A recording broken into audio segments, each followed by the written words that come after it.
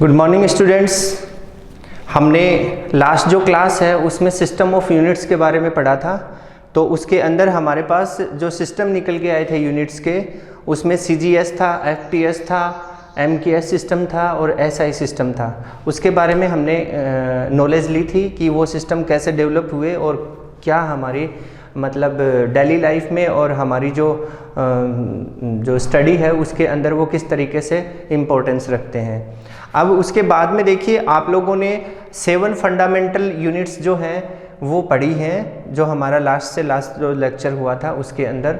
वो जो 7 fundamental unit हैं, उनकी 7 फंडामेंटल जो क्वांटिटी थी, उनकी जो यूनिट्स हैं, उन यूनिट्स के बारे में हम लोग बात करेंगे कि वो यूनिट्स का कैसे डेवलपमेंट हुआ, उनका इन्वेंशन कैसे हुआ, किस तरीके से, क्या सोच के और वो यूनिट्स बनाई गई थी। तो उन्हीं के रिस्पेक्ट में मैं यहाँ पे आपको यूनिट्स के बारे में उनकी डेफिनेशन बता रहा हूँ। तो पहले मैं उनको राइट करता हूँ और फिर मैं आपको विद एग्जांपल उनको समझाऊँगा। तो पहले मैं राइट कर देता हूँ, फिर अपन देखते हैं कि उसके बारे में अपन क्या क्या समझ सकते हैं। तो सबसे पहली जो फंडामेंटल यूनिट हम बात कर रहे हैं, उस फंडामेंटल यूनिट के लिए हम लोग लेंथ को लेते हैं, जो एक फंडामेंटल फिजिकल क्वांटिटी है। और लेंथ को मेज़र करने के लिए हम लोग किसको कंसीडर करते हैं? मीटर वाली यूनिट को। तो ये जो मीटर है, इसका डेवलपमेंट कैसे हुआ, कहाँ से, किस कैंडिडेट ने या किस साइंटिस्ट ने इसके बारे में बताया और किस तरीके से हमारी जो डेली लाइफ है और हमारे जो मतलब स्टडी है उसके अंदर इसको इंक्लूड किया गया। अब देखिए, जैसे मतलब अगर हम थोड़ा फ्लैशबैक में चलें, मतलब 20th सेंचुरी की अगर हम बात करें या फिर 19th सेंचुरी की हम बात करें, तो उस टाइम किसी भी चीज़ को, किसी भी लेंथ को मेज़र करने के लिए एक स्टैंडर्ड रखा जाता था। जैसे फॉर एग्जांपल आज भी आप लोग देखते हो, कपड़े की दुकान में जो व्यापारी लोग होते हैं वो एक इतनी लंबी सी स्टिक रखते हैं और उसको 1 मीटर बोलते हैं कि ये 1 मीटर है। और उस 1 मीटर से वो कपड़ा नाप के देते हैं। जैसे आपको 5 मीटर कपड़ा चाहिए तो कपड़े के रोल को वो 5 टाइम्स उसके ऊपर घुमाते हैं और फिर वो 5 टाइम्स कंप्लीट होते ही वहाँ से उसको आपको कट करके दे देते हैं और बोलते हैं कि 5 मीटर कपड़ा हो गया। इसी तरीके से अगर मैं आपको बताऊं कि ये जो रोड उस टाइम में बनाई गई थी, उस टाइम में तो इसका खूब प्रचलन हुआ था, काफ़ी यूज भी हुई है 1 मीटर डिस्टेंस के लिए। लेकिन जैसे ही फिर बाद में मॉडर्न फिजिक्स आई, तो मॉडर्न फिजिक्स में आइंस्टाइन ने काफ़ी सारे ऐसे मतलब स्टेटमेंट और काफ़ी सारी ऐसी थ्योरीज दी जिनके ऊपर जाके ये जो आपका 1 मीटर का जो सिस्टम है, जिसको 1 यार्ड भी बोल सकते हैं, आप बोलते भी हैं बहुत जगह पे, ये एकदम से मतलब गलत साबित हो गया।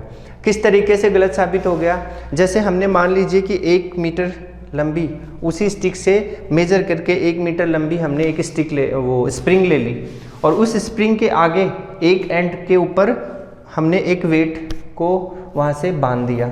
बांधने के बाद में उसके दूसरे एंड को पकड़ के हमने ऐसे घुमाना उसको शुरू कर दिया। तो इस रूम में मान लीजिए वो दीवार जो है, मुझे पता है वो दीवार की डिस्टेंस जो है उस स्टिक की जो 1 मीटर डिस्टेंस है उससे काफ़ी ज़्यादा है, लेकिन उसके बावजूद भी जैसे ही मैंने उसको घुमाना शुरू किया, ऐसे जैसे ही मैं घुमाता जा रहा हूँ, जितनी ज़्यादा मैं उसको स्पीड दूंगा, जितनी ज़्यादा मैं उसको स्पीड दूंगा, वैसे वैसे वो दीवार के पास जाना शुरू हो जाती है। मतलब वो ऐसे अपनी लेंथ को जो है वो इंक्रीज करती चली जाती है और फाइनली एक बहुत मैक्सिमम स्पीड के ऊपर वो दीवार से टच होने लग जाएगी। और जैसे ही फिर मैं उसकी स्पीड को स्लो करता हूँ तो वो अपनी ओरिजिनल शेप में आ जाती है। तो क्या उस केस में हम लोग देख सकते हैं कि ये जो मेजरमेंट है वो सही था? एक पॉइंट है ये नोट करने के लायक। क्यों है ये नोट करने के लायक? क्योंकि जैसे ही मॉडर्न फिजिक्स आई और मतलब 1950 के बाद में जो हमारी स्पेस एजेंसीज बनी, हम मार्स पे जाने की सोच रहे हैं, हम जो है मून पे जाने की सोच रहे हैं, और भी हम मतलब स्पेस के बारे में काफ़ी ज़्यादा रिसर्च जो है उसके बारे में हम बात कर रहे हैं। तो उस केस में जो वेलोसिटी है किसी भी बॉडी की, वो तो इंक्रीज होगी ही। तो जैसे हमने स्प्रिंग को घुमाया था, उस केस में क्या हुआ? उस केस में उसकी जो वेलोसिटी है, वेलोसिटी बढ़ने से किसी भी मटेरियल के जो पार्टिकल्स हैं वो दूर दूर हटने लग जाते हैं। मतलब उनके बीच का जो मॉलिक्यूलर फोर्स है वो कम हो जाएगा और वो दूर दूर हटने लग जाते हैं। इस वजह से वो एक्सपेंड होती है। तो यही चीज़ जो है, यही चीज़ वहाँ पे दिक्कत कर सकती थी। मतलब ये जो स्टेटमेंट है ये हमें बहुत ज़्यादा प्रॉब्लम में डाल सकता था अगर हम उसी थ्योरी को अगर हम स्पेस के लिए अप्लाई करें या फिर और किसी मतलब एक्सपेरिमेंट के लिए अप्लाई करें तो वहाँ पे ये हमें मतलब सक्सेसफुल जो है वो कम होने के इसके चांसेस थे। वैसे ही अगर उस रोड को भी अगर हम बात करें, जो अभी आपके दिमाग में आ रहा होगा स्प्रिंग, तो वो इलास्टिसिटी का प्रॉपर्टी रखती है इसलिए वो लंबी होगी। लेकिन मैं आपको एक बात बताता हूँ, वो जो स्टिक है जिसकी हम बात कर रहे हैं वो एक तो ऑक्सीडेशन होने के उसके चांसेस रहते हैं। मतलब वो एक स्टिक हमने लेके घर पे रख दी और मान लो कि 15-20 साल बाद में अगर वो आयरन की है तो ऑक्सीडेशन की वजह से जंग लग जाएगा या फिर वो धीरे धीरे वैसे भी ख़राब हो जाती है। तो वो केस में भी हम उसको रिलायबल नहीं मान सकते हैं। और भी अगर मैं आपको बताऊं, जैसे मान लीजिए कि उसी स्टिक को मैं 2000 किलोमीटर पर आवर की स्पीड से घुमाऊं और फिर अर्थ भी घूम रही है। अर्थ मान लीजिए सन के चारों तरफ 2000 किलोमीटर पर आवर की स्पीड से घूम रही है, तो 4000 किलोमीटर हो गया। और फिर सन जो है वो भी गैलेक्सी में घूम रहा है, वो भी मान लीजिए कि 2000 से घूम रहा है, तो वो 6000 किलोमीटर पर आवर की स्पीड हो गई। क्या इतनी स्पीड में उसके पार्टिकल्स अलग अलग नहीं होंगे? बिल्कुल डेफिनेटली जो स्पीड है, वेलोसिटी बढ़ने से जो उसके पार्टिकल्स हैं उनके बीच में डिफरेंस आएगा, इसलिए उसकी लेंथ जो है वो फिक्स नहीं रहेगी। ऐसा हम लोग साइंस के जो कॉन्सेप्ट हैं उसके अकॉर्डिंग समझ सकते हैं। तो जो 1 मीटर वाला जो स्टैंडर्ड हमने लिया था, एक स्टिक ली थी एक पर्टिकुलर मेटल की, वो सक्सेसफुल नहीं हो पाई। तो फिर जब आइंस्टाइन ने ऐसा बताया कि ऐसा होता है तो उन्हीं से पूछा गया, तो बताइए कि दुनिया में ऐसी कौन सी चीज़ है जिससे हम लोग ये फिक्स कर सकते हैं कि ये 1 मीटर डिस्टेंस है, जो मतलब वेलोसिटी से इफेक्टेड ना हो या अदर किसी मतलब फिजिकल क्वांटिटी से इफेक्टेड ना हो। ऐसी किस चीज़ को हम लें? तो उन्होंने बोला कि लाइट एक ऐसी मतलब हमारे पास में एक ऐसा प्रॉपर्टी है, लाइट हमारे पास में एक ऐसी मतलब एनर्जी है जो किसी भी केस में चेंज नहीं होगी। तो उन्होंने लाइट को लिया और लाइट के लिए बताया उन्होंने कि जैसे लाइट की जो स्पीड है वो 1 सेकंड के अंदर 3 × 10⁸ मीटर पर सेकंड होती है। तो वो फिक्स रहती है, वैक्यूम के अंदर वो फिक्स रहती है, उसके ऊपर किसी भी चीज़ का कोई इफेक्ट नहीं पड़ता। तो अगर हम 1 सेकंड के लिए उसकी स्पीड इतनी बता रहे हैं, ठीक है, तो वो 1 मीटर मतलब उन्होंने, हम जो पढ़ते हैं ये सिंपल सा लॉजिक है, ज़्यादा हाई फाई लॉजिक नहीं है। देखिए उन्होंने बताया कि लाइट की जो स्पीड है, स्पीड ऑफ लाइट, वो है 3 × 10⁸ मीटर पर सेकंड। पर सेकंड में इतनी है, ठीक है। तो अगर हम क्या करें, 1 मीटर के लिए समय निकालें, किसके लिए समय निकालें? ये क्या आ गई लेंथ और ये क्या आ गया टाइम। लेंथ भी आ गई और टाइम भी आ गया। तो अगर हम 1 मीटर के लिए डिस्टेंस के लिए अगर निकालें तो हमारे पास में क्या आ जाएगा, इस 1 सेकंड के अंदर अगर हम इस पूरी चीज़ का भाग लगा दें, इसके टुकड़े कर दें, इस 1 सेकंड के कितने टुकड़े, 3 × 10⁸ मीटर, तो हमारे पास में 1 मीटर डिस्टेंस जो है वो कैलकुलेट हो जाएगी। तो उसी के रिस्पेक्ट में उन्होंने डेफिनेशन बनाई और डेफिनेशन बनाने के लिए फिर उन्होंने देखा कि ये जो 3 × 10⁸ मीटर पर सेकंड की जो स्पीड है ये बिल्कुल एग्जैक्ट नहीं है। ये हम राउंड फिगर में लेते हैं, राउंडिंग ऑफ करके, जो हम इसी चैप्टर में आगे टॉपिक आएगा उसमें हम इसको पढ़ेंगे, राउंडिंग ऑफ करके लेते हैं। तो उन्होंने एग्जैक्ट जो वैल्यू है उसको कंसीडर किया और वो एग्जैक्ट वैल्यू जो है स्पीड की, लाइट की जो स्पीड है उसकी, वो कितनी होती है, वो होती है 299722458, इतनी होती है। मतलब 2.99 ×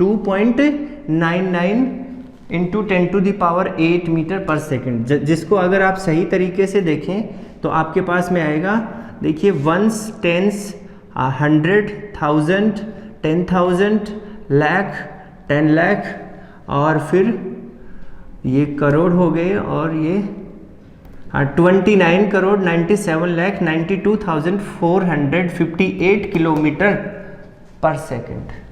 तो इस पूरे एग्जैक्ट वैल्यू को 1 से डिवाइड किया गया और इतने पार्ट को 1 मीटर की वैल्यू दे दी गई, इतने पार्ट को 1 मीटर माना गया। ये माना गया कि इतने सेकंड के अंदर, इतने टाइम के अंदर जितनी लाइट ट्रेवल करेगी, ठीक है, उस लाइट को हम 1 मीटर मानेंगे।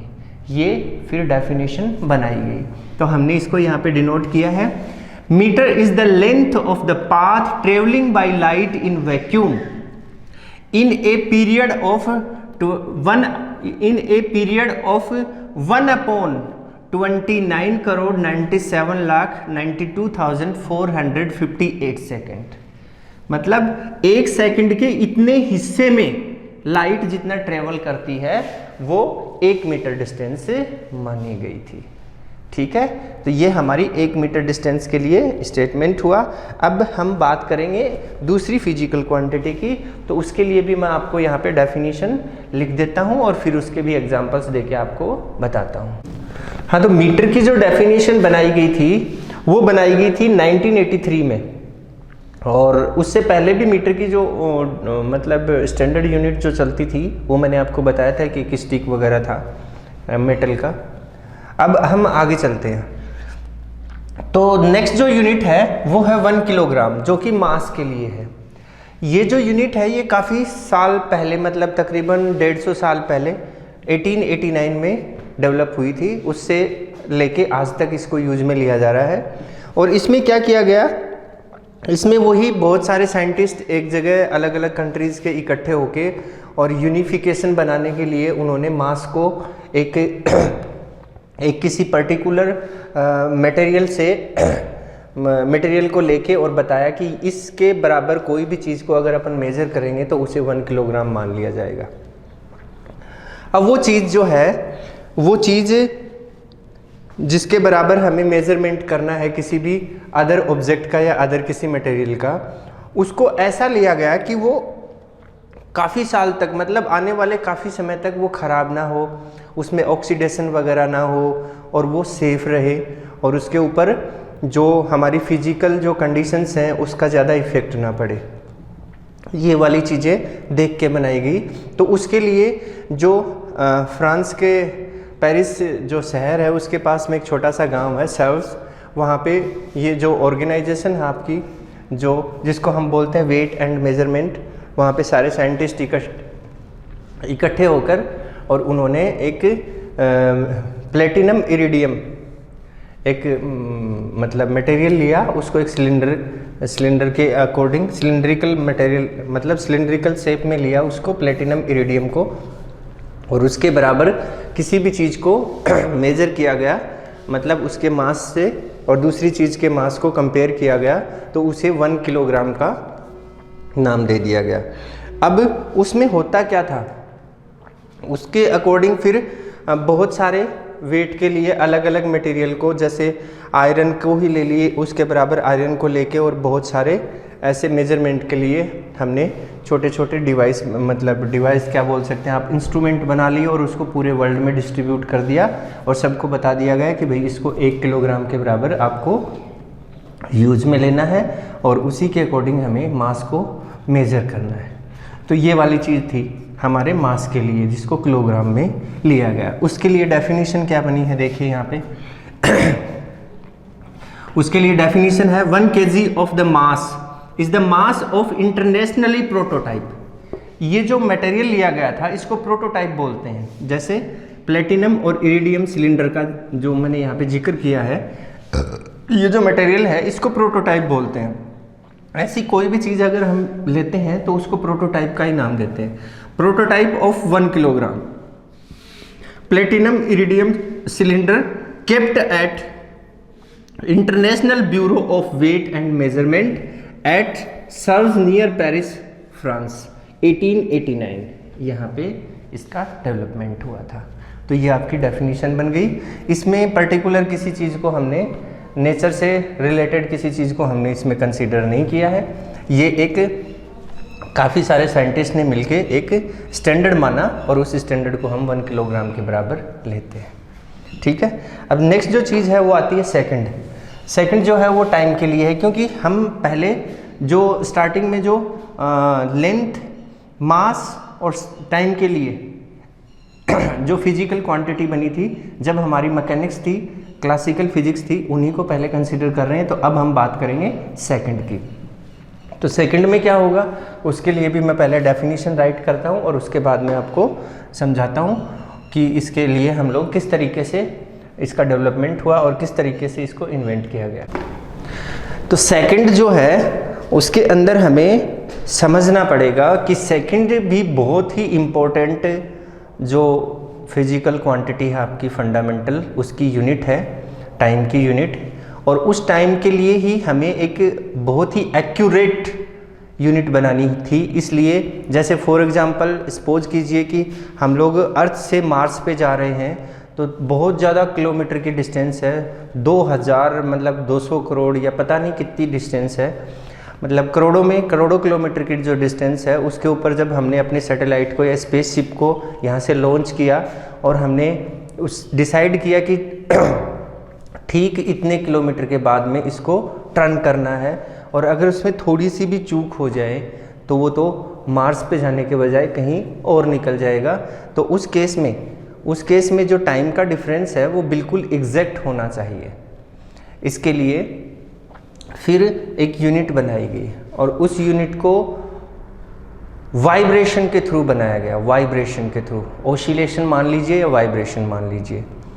वैसे अगर देखा जाए तो दुनिया में ऐसी कोई भी बॉडी नहीं है जो वाइब्रेशन ना करती हो। सबसे छोटे से छोटा पार्टिकल और यूनिवर्स, गैलेक्सीज भी ले सकते हैं आप लोग, सब ओसिलेशन करती हैं। मतलब सारे के सारे जितनी भी बॉडीज़ हैं वो सब ओसिलेशन करती हैं और ओसिलेशन के अंदर उनका जो टाइम ऑफ ड्यूरेशन है वो फिक्स बना रहता है। जैसे पेंडुलम को ले लीजिए, चाहे उनका ओसिलेशन तेज़ी से हो रहा हो चाहे उनका ओसिलेशन स्लो हो रहा हो, लेकिन उस केस में उनका जो ड्यूरेशन है वो फिक्स अमाउंट ऑफ टाइम के लिए होता है। तो उसी चीज़ को कंसीडर करते हुए फिर जो 1 सेकंड की जो डेफिनेशन बनाई गई वो मैं आपको समझा रहा हूँ। तो उसमें देखिए हमने सीजियम का एटम लिया। क्या लिया? सीजियम का एटम। सपोज कीजिए कि ये सीजियम का एटम है इस तरीके से, और ये इसके चारों तरफ इसकी ऑर्बिट्स हैं, और इस ऑर्बिट के अंदर देखिए आप, इस ऑर्बिट, ये जो ऑर्बिट है इसके अंदर इलेक्ट्रॉन्स रिवॉल्व होते रहते हैं। हमने इस ऑर्बिट की बात की, इस ऑर्बिट की एनर्जी सबसे कम होती है, फिर उससे ज़्यादा इसकी होती है, सबसे ज़्यादा बाहर वाली की होती है एनर्जी। तो उस केस में इसके जो हाइपरफाइन्स हैं, मतलब इस ऑर्बिट के हाइपरफाइन्स हैं, जैसे एक इलेक्ट्रॉन जो है वो इसके अंदर रिवॉल्व कर रहा है और एक इलेक्ट्रॉन यहाँ पे रिवॉल्व कर रहा है इसके नीचे वाले हाइपरफाइन में। अब ये इसकी ग्राउंड स्टेट मानी जाती है। क्या मानी जाती है? Ground state, ground state. ठीक है, इस ग्राउंड स्टेट से अगर इस इलेक्ट्रॉन को एनर्जी देकर हम लोग, जब ये ग्राउंड स्टेट में होता है और जब ये एनर्जी गेन करके इस अपर स्टेट में आ जाता है, तो हम लोग इसको बोलते हैं एक्साइटेड स्टेट। एक्साइटेड स्टेट ये है। तो इसमें देखिए ये फाइन जो लेवल है जिसके अंदर ये इलेक्ट्रॉन है, जैसे यहाँ पे है। अब जैसे ये इलेक्ट्रॉन ये यहाँ से यहाँ आया, इसके अंदर आया, तो नेचर जो है वो क्या करती है? देखिए नेचर इसको अलाउ नहीं करेगी। वो बोलेगी कि भाई ये जो पाथ है, ये जो ऑर्बिट है, ये तो सिर्फ इस इलेक्ट्रॉन के लिए रिजर्व है, आप वापस अपनी पोजीशन पे चले जाइए। जैसे हम एक पेंडुलम का एग्जांपल लें। हमने एक पेंडुलम लिया, उस पेंडुलम को ऐसे हमने सस्पेंडेड कर रखा है, जैसे ये सस्पेंडेड है, फिर हमने इसको डिस्प्लेस दिया, ऐसे डिस्प्लेस करके छोड़ दिया, तो ये वापस क्या करेगा? यहाँ पे तो रह नहीं सकता। क्यों? क्योंकि इसको नेचर अलाउ नहीं कर रही है। वो बोल रही है कि भैया आपके लिए ये जगह नहीं बनी है, आप अपनी पोजीशन पे वापस जाइए। तो ये वापस आएगा यहाँ पे वापस आएगा और फिर अपनी पोटेंशियल एनर्जी को काइनेटिक एनर्जी में कन्वर्ट करेगा। मतलब अपनी एनर्जी जो हमने इसको दी थी उस एनर्जी को ये रिलीज करेगा, फिर वापस आएगा। वापस इस मीन पोजीशन में आने के बाद में भी ये रुक नहीं पाएगा, क्योंकि अभी तक जो एनर्जी इसको मिली है वो कम्प्लीटली रिलीज नहीं हुई है। तो ये वापस इस साइड में गया, फिर आया, फिर गया, फिर आया, फिर गया, फिर इसका धीरे धीरे ओसिलेशन जो है वो एनर्जी जैसे जैसे डिक्रीज होती जाएगी वो कम होता जाएगा और ये फाइनली अपनी इस पोजीशन में आ जाएगा। तो जैसे ही हमने इसको इस स्टेट के अंदर, इस ग्राउंड स्टेट में हमने इसको क्या किया था? हमने इसको एनर्जी दी थी। उस केस में इसने एनर्जी गेन की और एनर्जी गेन करने के बाद में ये एक्साइटेड स्टेट में जाके यहाँ पे रिवॉल्व करने लग जाता है। उस केस में क्या होता है? ये जो चीज़ है, ये जो फिनोमेना है, ये 10⁻15 सेकंड, 10⁻−15 सेकंड में इम्प्लीमेंट होता है, बहुत ही जल्दी। ठीक है। तो इस केस के अंदर जैसे ही ये यहाँ पे पहुँचा तो यहाँ पे ये ऑलरेडी इस इलेक्ट्रॉन के लिए ये तो ऑलरेडी फिक्स है, इसके लिए ही ये रिजर्व है। तो इसने नेचर ने बोला कि नहीं आप तो वापस जाओगे। तो जब ये वापस आएगा तो क्या करेगा, अपनी एनर्जी को वापस रिलीज करेगा। तो रिलीज करेगा तो इसके रिलीज करने की जो फॉर्म होती है वो क्या होती है, वो होती है लाइट एनर्जी में रिलीज करेगा या हीट एनर्जी में रिलीज करेगा, इस तरीके से रिलीज करेगा। तो वो जो रिलीज जब वो करेगा तो वो एनर्जी एक वेव में होगी और उस वेव को ही हम रेडिएशन का नाम देते हैं। यहाँ पे किसका नाम देते हैं, रेडिएशन का। तो फिर ये वापस आया, फिर इसको एनर्जी मिली, फिर वापस आया, फिर गया, फिर वापस आया, फिर गया, फिर वापस आया, फिर गया। इस तरीके से ये ऑसिलेशन चलता रहेगा इसका। और इस ऑसिलेशन की वजह से ही इसके अंदर रेडिएशन जो है वो कंटिन्यूसली निकलते रहेंगे। ये वाला सिस्टम होता है। तो इसी के अकॉर्डिंग फिर डेफिनेशन बनाई गई और डेफिनेशन में क्या बनाया गया कि ये जो इलेक्ट्रॉन है जो ग्राउंड स्टेट से और एक्साइटेड स्टेट में जाके फिर अपने हाइपर फाइन लेवल से क्या करता है, ऑसिलेशन करता है। इसके अगर ऑसिलेशन इतनी टाइम्स हो जाएं, कितनी टाइम्स हो जाएं, इतने टाइम्स हो जाएं 91926317771, ठीक है, इतने टाइम्स हो जाएं। मतलब क्या निकला इसका, मतलब ये निकला 9,19,26,31,770। कुछ समझ में आया आपको? इसका मतलब ये निकला कि सीजियम 133 एटम के अंदर इलेक्ट्रॉन का जो ट्रांजिशन हो रहा है उस ट्रांजिशन का जो वाइब्रेशन है, अगर वो वाइब्रेशन 9,19,26,31,770 बार हो जाता है। समझ में आ रही बात, समझ में आ रही है क्या? तो हम उस टाइम पीरियड को बोलेंगे 1 सेकेंड। क्या बोलेंगे? 1 सेकेंड। दैट मीन्स इतनी डिजिट में अगर वाइब्रेशन हो जाता है उसका तो उस टाइम पीरियड को हम बोलेंगे 1 सेकेंड। और ये जो है ये 1967 में इसको इन्वेंट किया गया था और उसके बाद से अब तक ये हमारे लाइफ में यूज हो रही है। तो हम अगर इसको रीड करें और डेफिनेशन को पढ़े तो क्या बनेगा, देखिए 1 second duration of this one periods of radiation corresponding to transition between two hyperfine levels of ground state। मैंने आपको समझाया बिल्कुल एग्जाम्पल लेके। ऑफ सीजियम, CS मतलब सीजियम 133 एटम, ये वाली चीज इसके अंदर हम लोग इंक्लूड करेंगे। तो ये हो गई आपकी डेफिनेशन। किसकी डेफिनेशन? 1 सेकेंड की डेफिनेशन।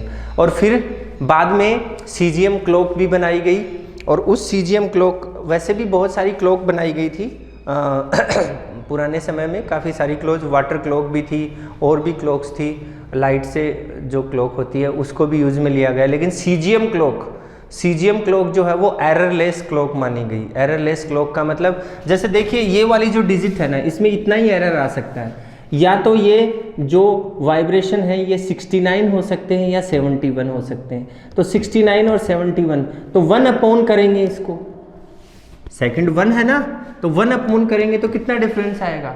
बहुत ही कम डिफरेंस आएगा। तो अगर उस डिफरेंस को अगर 1 सेकंड होने में कितना, 1 सेकंड का डिफरेंस होने में कई सालों लग जाएंगे, कई सालों लग जाएंगे। अगर इस माइनर डिफरेंस को भी अगर हम देखें तो इसमें एरर आने की जो पॉसिबिलिटीज़ हैं वो बहुत ही कम है। तो सीजियम जो क्लॉक है वो भी बनाई गई, लेकिन सीजियम जो है वो बहुत ही एक्सपेंसिव मटेरियल है, इसलिए इसको ज़्यादा मतलब नॉर्मली जो डोमेस्टिक जो लाइफ है उसके अंदर इसको यूज नहीं कर सकते, क्योंकि ये बहुत ही महंगा मटेरियल है। इसके बाद हम बात करेंगे एम्पियर की। किसकी बात करेंगे? एम्पियर की। तो उसके लिए भी मैं आपको डेफिनेशन लिख देता हूँ और फिर समझा देता हूँ। करंट जो है, इलेक्ट्रिक करंट, उसको भी फंडामेंटल क्वांटिटी में लिया गया, ठीक है। तो उसको फंडामेंटल क्वांटिटी में लिया गया तो उसकी जो यूनिट है वो बनाई गई एम्पियर, फंडामेंटल यूनिट। तो उस फंडामेंटल 1 एम्पियर यूनिट को कैसे डिसाइड करके 1 एम्पियर माना गया, उसके लिए मैं आपको यहाँ पे बता रहा हूँ। ये 12th क्लास में एक टॉपिक भी है अपना, लेकिन आप लोग 12th क्लास में जाएंगे तब तक तो काफ़ी लेट हो जाएगी, इसलिए मैं अभी आपको बता देता हूँ कि कैसे इसको डिसाइड किया गया। तो हमने दो पैरेलल कंडक्टर्स लिए, इस तरीके से दो पैरेलल कंडक्टर्स लिए जिनके बीच की डिस्टेंस हमने रखी 1 मीटर। कितनी डिस्टेंस रखी? 1 मीटर। और ये जो पैरेलल कंडक्टर्स हमने लिए, इन पैरेलल कंडक्टर्स का जो क्रॉस सेक्शनल एरिया है उसको हमने नेग्लिजिबल मान लिया और इनको वैक्यूम में रख दिया। कहाँ रख दिया? वैक्यूम में। तो जैसे ही हम इनके अंदर करंट फ्लो करवाएंगे, जैसे ही हम इनके अंदर से करंट पास करवाएंगे, तो ये दोनों कंडक्टर एक दूसरे को अट्रैक्ट करेंगे, एक दूसरे के ऊपर फोर्स लगाएंगे। ठीक है। अब हमें करना क्या है? हमें ये करना है कि जब इन दोनों कंडक्टर्स का, देखो यहाँ से 1 मीटर डिस्टेंस ये ले ली, ये भी 1 मीटर ले ली, यहाँ से इधर से 1 मीटर का वायर ले लिया, मान लीजिए ये 1 मीटर है, इधर से भी, और 1 मीटर ही डिस्टेंस है इनके बीच में। इनफाइनाइट लेंथ के लिए निकाल रहे हैं, लेकिन हमने इसको कंसिडर कर लिया कि ये 1 मीटर पे हम इसको फोर्स को निकाल रहे हैं। ठीक है। तो जब ऐसा होता है, उस केस में जब इसके अंदर करंट फ्लो करवाएं और करंट फ्लो करवाने के बाद में अगर इनके बीच में लगने वाला फोर्स, इनके बीच में लगने वाला जो फोर्स है, उस फोर्स की वैल्यू F = 2 × 10⁻⁻7 न्यूटन हो जाए। कितनी हो जाए? 2 × 10⁻⁻7 न्यूटन। कब? जब इन कंडक्टर्स के अंदर से फ्लो होने वाले करंट को सप्लाई देने के बाद। तो वो पर्टिकुलर करंट जिसके ऊपर फोर्स की वैल्यू इतनी हो गई, जो इन दोनों के बीच में लग रहा है, तो उस पर्टिकुलर करंट को हम 1 एम्पियर मानेंगे। कितना मानेंगे? 1 एम्पियर। तो ये एक एक्सपेरिमेंट किया गया और उसके बेस पे 1 एम्पियर की डेफिनेशन दी गई। तो इसको मैं ऊपर लिख चुका हूँ, अब हम इसको रीड करते हैं। देखिए, 1 ampere is that constant current, 1 ampere is that constant current which when maintained into two straight parallel conductors of infinite length, लंबे हो सकते हैं, length, negligible cross sectional area इसका नेग्लिजिबल लिया, मतलब बहुत ही बारीक वायर, बहुत ही पतला वायर लिया हमने। ठीक है। Cross section and placed at 1 metre, दोनों के बीच की डिस्टेंस कितनी रखी? 1 मीटर। अपार्ट इन वैक्यूम, कहाँ पे रखा दोनों कंडक्टर्स को? वैक्यूम में।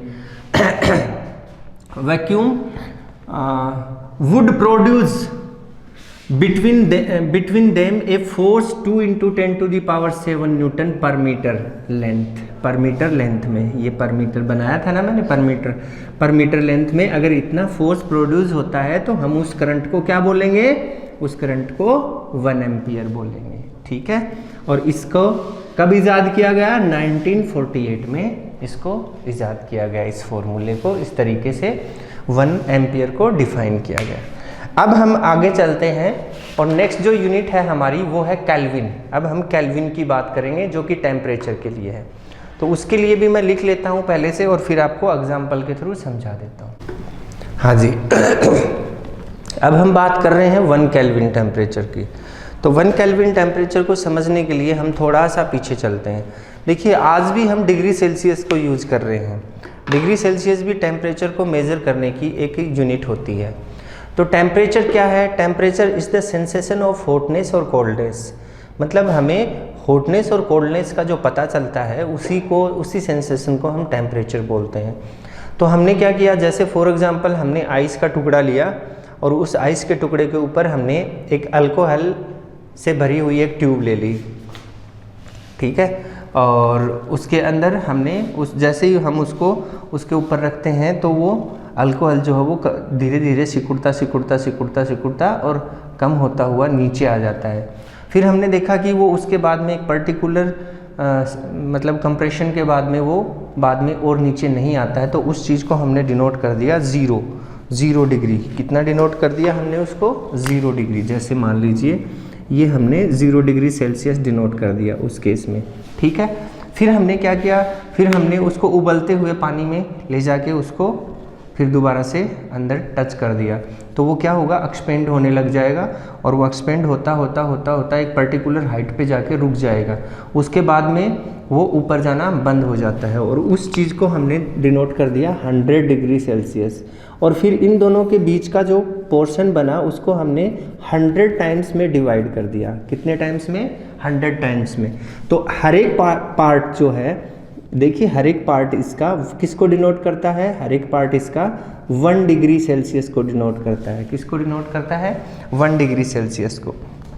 लेकिन इसके साथ साथ हमने क्या माना? इसके साथ साथ हमने माना कि ये जो पॉइंट है इस स्केल का, इसको हमने स्टीम पॉइंट माना। स्टीम पॉइंट, ये क्या है इसका? Steam point. Steam point. और ये वाला जो है इसको हमने माना आइस पॉइंट। ये इसका आइस पॉइंट है, ठीक है, इस तरीके से। बट एक सिचुएशन अगर देखी जाए तो वो क्या है? वो सिचुएशन ये है कि 0 डिग्री सेल्सियस टेम्परेचर जब होता है तो पानी जो है वो पूरे वर्ल्ड में है और उस पूरे वर्ल्ड में पानी है। उसी की वजह से हमने क्या किया? उसी की वजह से हमने पानी पे ये एक्सपेरिमेंट करके देखा, अल्कोहल वाला, ठीक है। अब हमने क्या किया नेक्स्ट टाइम में कि जो आइस है उसको अगर हमने देखा तो 0 डिग्री सेल्सियस के ऊपर आइस के अंदर से आपने देखा होगा कि आइस के अंदर से भाप भी निकलती रहती है। जब फ्रिज आप खोलते हैं तो आइस वाला जो चेम्बर होता है उसको आप खोल के देखिए, उसमें भाप भी निकलती है।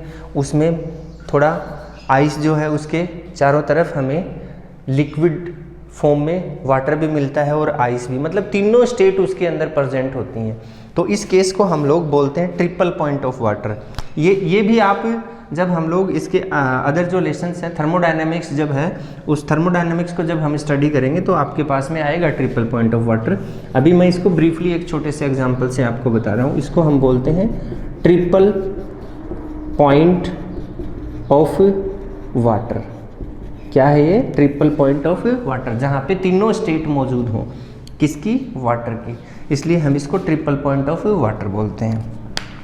अब ये जो ट्रिपल पॉइंट ऑफ वाटर है, इस ट्रिपल पॉइंट ऑफ वाटर को अगर हम केल्विन में लें तो केल्विन में इसकी जो वैल्यू है वो रखी गई थी 273.16। कितनी रखी गई?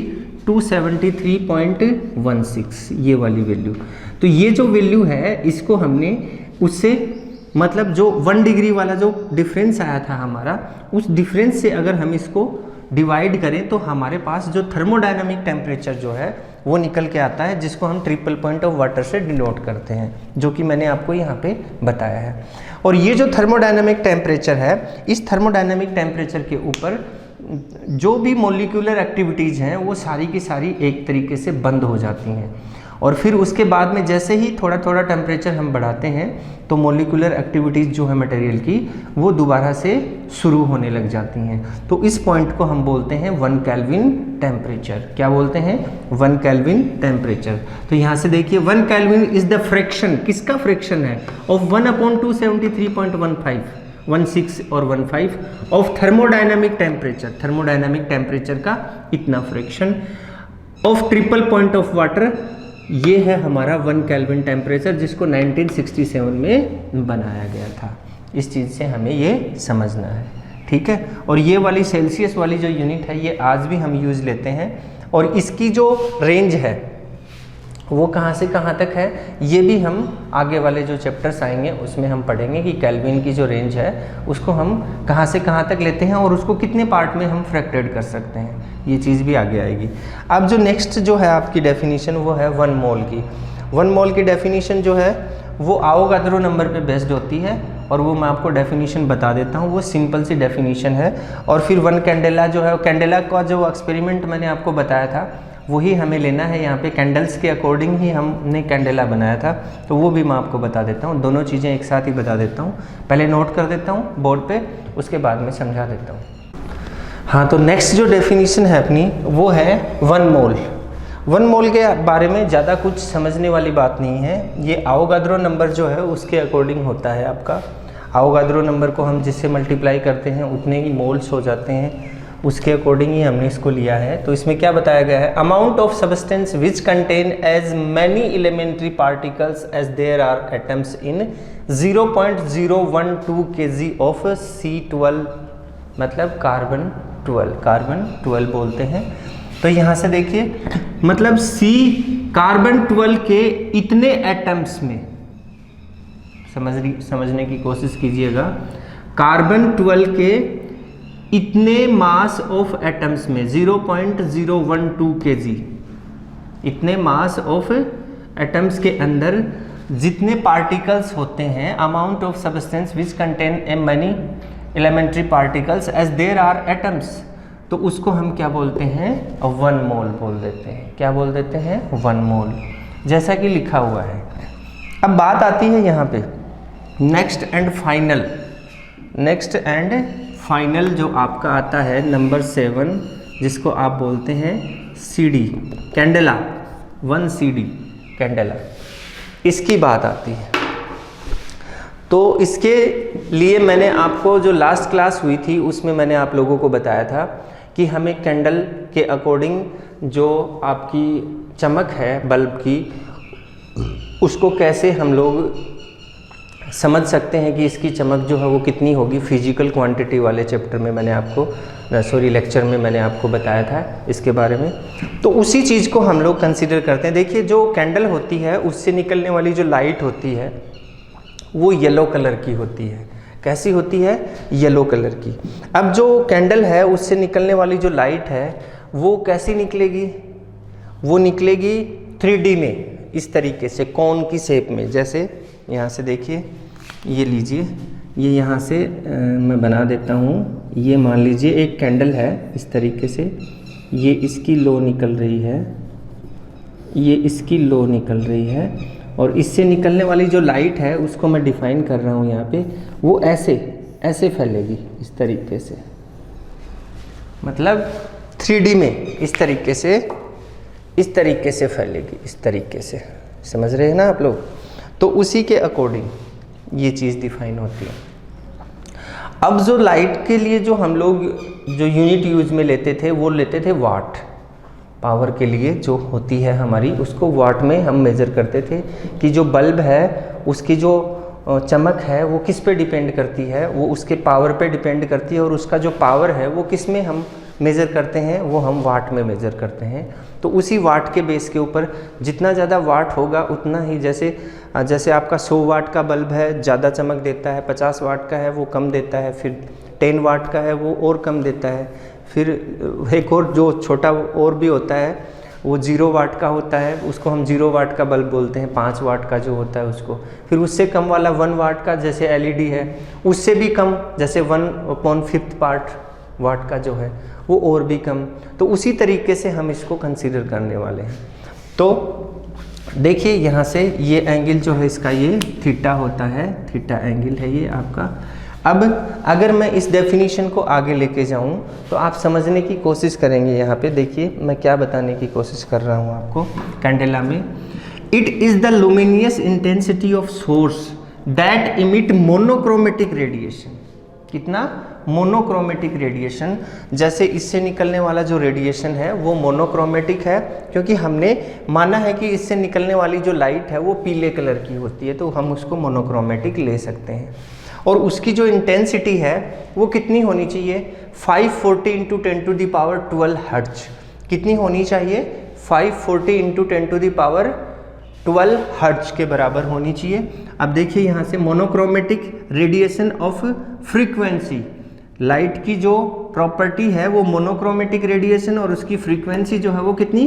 540 × 10⁻12 hertz, and that has radiant intensity in that direction of this per steradian. Steradian में ही तो आता है ना ये एंगल, एक मतलब पर स्टेरेडियन में इतना वाट अगर वो प्रोड्यूस करे, पर स्टेरेडियन में 1/680 वाट प्रोड्यूस करे। इस कैंडल से निकलने वाला रेडिएशन मोनोक्रोमेटिक हो और पर सेकंड में, यानी कि पर सेकंड में इतना वाट की पावर सप्लाई दे रहा हो, इसमें लिखा हुआ है, सॉरी, पर स्टेरेडियन में इतने पावर की सप्लाई दे रहा हो, और उस सप्लाई की जो फ्रीक्वेंसी है, लाइट की जो फ्रीक्वेंसी है, अगर वो इतनी हो, तीन चीजें कंसीडर करनी है। मोनोक्रोमेटिक रेडिएशन, ठीक, इतनी फ्रीक्वेंसी के साथ और इतनी दूर में फैलना चाहिए।